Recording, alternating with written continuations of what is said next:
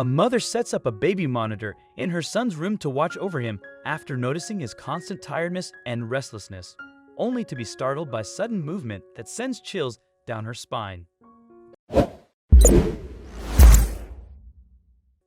"Don't worry, honey, everything will be fine. Mama is here," Julia whispered as she cradled her son, Ethan, in her arms. The boy had awoken in the middle of the night and refused to stop wailing. After a while, Julia had to move all of her files and laptop from the couch to the front table and sit on the couch with Ethan, singing him a lullaby that didn't seem to work for the first 10 minutes, but it did eventually.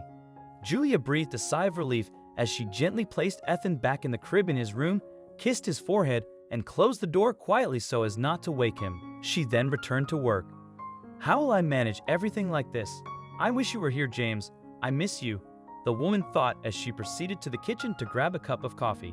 Almost a year ago, when doctors told Julia Parker and her husband, James, that they wouldn't have children, they decided to travel around the world, performing at the Sydney Opera House, enjoying tranquil beaches in Honolulu, dining at tables and buffets in Las Vegas, and exploring the majestic fjords in Bergen. They were going to schedule a trip to the Bahamas when Julia discovered that she was pregnant. She and James were overjoyed and returned to their hometown of Phil, North Carolina, to celebrate the moment with close friends and neighbors. Julia and James were both orphans and had been raised in foster care.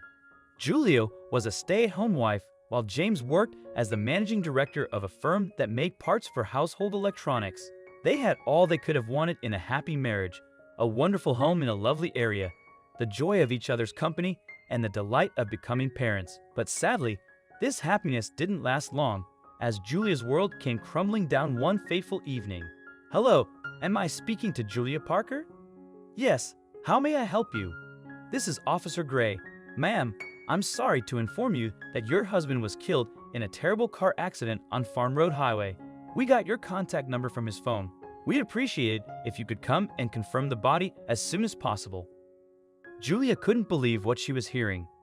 That morning, James had left, telling her he was going out of town for a business meeting. She didn't want him to leave and had told him she didn't feel right about it.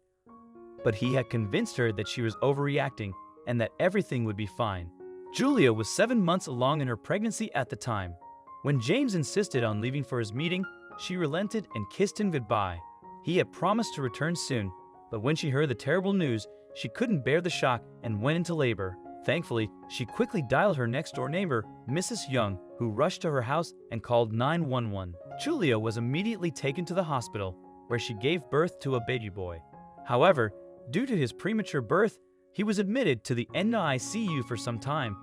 When Julia and the baby were discharged from the hospital, she took over James's business and began working to support her son. Understanding the company dynamics didn't take her long because she had an MBA.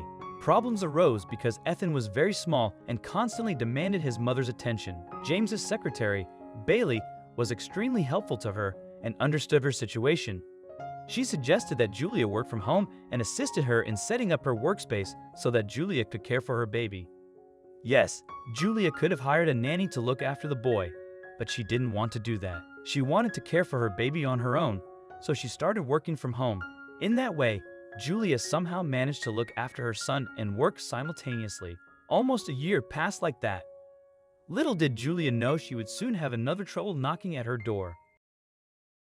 Before we begin, make sure you smash that like button, subscribe to our channel, and click the notification bell for more amazing videos.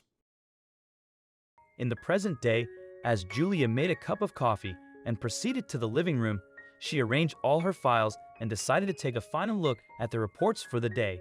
It was around 1 a.m. It took her half an hour to wrap up her work, and the woman retired to the couch due to tiredness. Suddenly, she awoke at 8 o'clock in the morning to the sound of Ethan crying.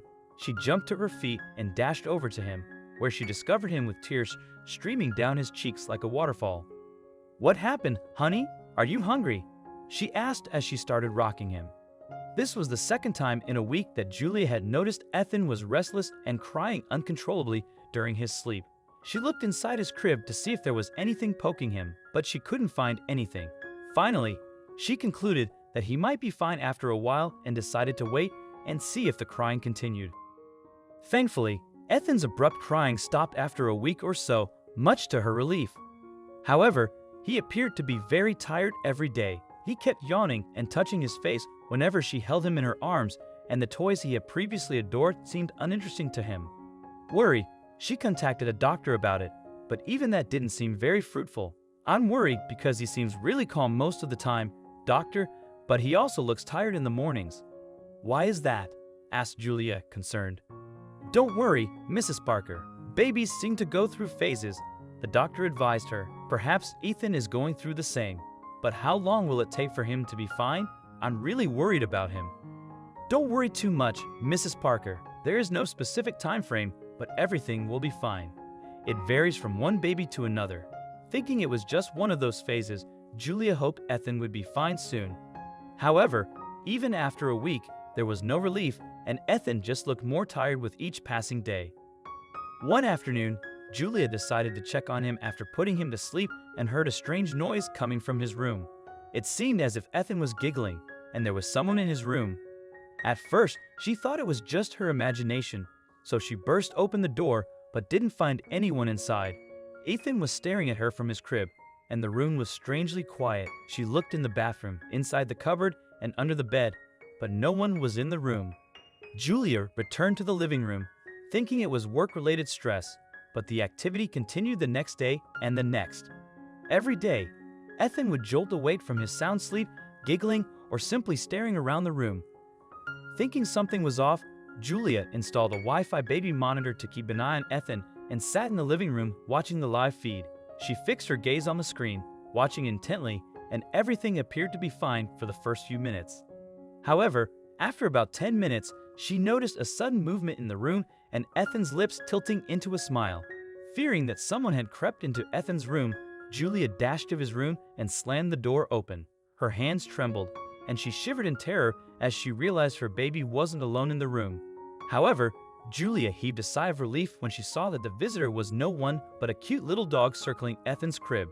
He appeared dirty and weak, making a low sound that was difficult to hear. When Julia opened Ethan's door, the little dog hid behind the crib.